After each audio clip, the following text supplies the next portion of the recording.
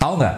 Selama pandemi, jumlah belanja online di Indonesia mengalami peningkatan sebesar 38,3%. Data ini sesuai dengan laporan dari Exabytes, perusahaan penyedia layanan hosting di Indonesia. Menurut Badan Pusat Statistik, jumlah tersebut didominasi oleh generasi milenial, perempuan. Apa yang mereka beli? 51% untuk bahan makanan, 20% produk kesehatan, 14% untuk pulsa dan paket data, dan sisanya kebutuhan lainnya. Kondisi ini jelas menggembirakan bagi pelaku bisnis online, tapi ada satu hal yang harus diperhatikan dari pelanggan. Apa itu? Persepsi resiko. Halo, saya Faris. Di channel ini kita akan bahas soal konsep dan strategi marketing. So, buat kalian yang pengen belajar marketing tapi males kuliah atau baca bukunya, channel ini pas banget. Kembali ke persepsi resiko. Istilah ini merujuk pada kondisi ketidakpastian yang dirasakan konsumen dalam situasi pembelian. Ada rasa takut kehilangan, serta melibatkan beberapa konsekuensi yang cenderung negatif. Dalam konteks belanja online, ada 5 jenis resiko yang ditakuti pelanggan. Apa aja? Kita bahas satu persatu. Pertama, resiko keuangan. Resiko ini didefinisikan sebagai potensi kerugian yang bersifat finansial bagi pelanggan. Karena apa? Ketika toko online menuntut mereka untuk menggunakan kartu kredit sebagai media pembayaran, konsumen merasa tidak aman. Mereka takut informasi yang terdapat dalam kartu kreditnya disalahgunakan atau dicuri secara online.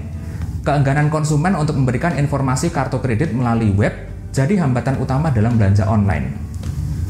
Kedua, resiko kinerja. Resiko ini terjadi ketika produk yang dibeli tidak sesuai harapan. Kekurangan dari belanja online yang saya ketahui, yang saya alami, yang pertama, mungkin barang yang kita terima itu tidak sesuai dengan keinginan kita. Mungkin dari warna, dari kualitas, walaupun harganya terjangkau, kelihatan dari gambar, tetapi barang yang kita terima tidak sesuai dengan ekspektasi kita. Mungkin barangnya indah, rapi, warnanya cantik, tapi ternyata tidak.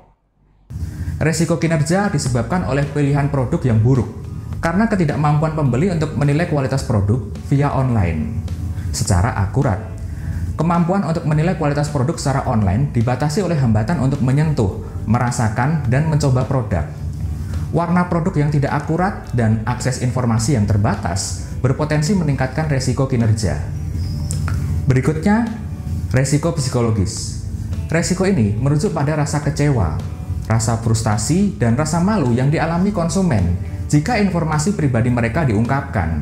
Terus di pengalaman saya, beli satu produk sepatu, itu dalam pesan pada saat pembayaran itu di note di bawahnya, kalau kita melakukan pembatalan, itu nama kita akan di blacklist di seluruh akun belanja di pembelanjaan online di seluruh Indonesia. Dan itu menurut saya kayak ancaman juga sih, karena kan kadang kita bisa ngebatalin ya, kayak di beberapa akun belanja online itu kan batalin nggak apa-apa, tapi kalau yang di sini itu tuh kalau dibatalin akan di blacklist dan disebarluaskan informasinya.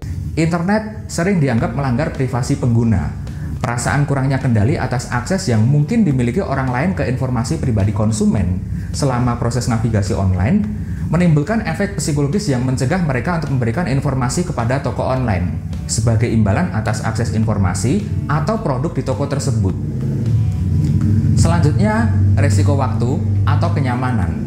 Kondisi ini mengacu pada ketidaknyamanan dan waktu yang dihabiskan konsumen untuk menemukan situs web yang sesuai, melakukan navigasi, pemesanan, dan penundaan penerimaan produk. Proses itu berpotensi menimbulkan ketidaknyamanan bagi konsumen ketika belanja online. Terakhir, resiko fisik. Resiko ini mengacu pada kemungkinan terjadinya kecelakaan, ketidakamanan, perubahan lingkungan, cuaca, bencana alam, penyakit, dan hal lain yang berpotensi mengancam kesehatan dan keselamatan konsumen. Dalam konteks belanja online, resiko ini bisa juga disebut sebagai resiko penyakit.